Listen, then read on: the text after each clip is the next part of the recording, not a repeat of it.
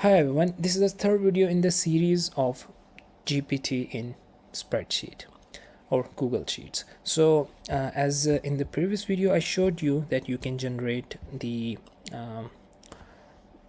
top 10 documentaries on space, but the problem was that the GPT response was in one column. Now I want in 10 different columns.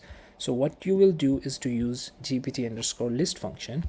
Just go to your cell and paste this GPT_list A5, the prompt, and 1, which indicates the creativity level of GPT.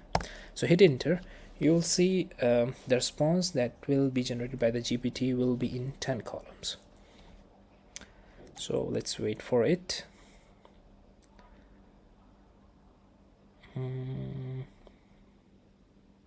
Okay, see, now I have the response in 10 different columns instead of 1.